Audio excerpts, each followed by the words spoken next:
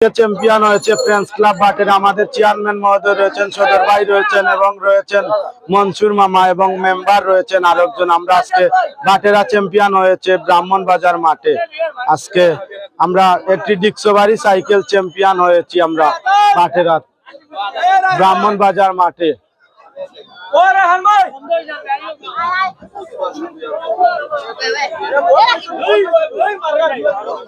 আজকে রায়হান ভাইও রয়েছেন, আজাদ ভাইও রয়েছেন।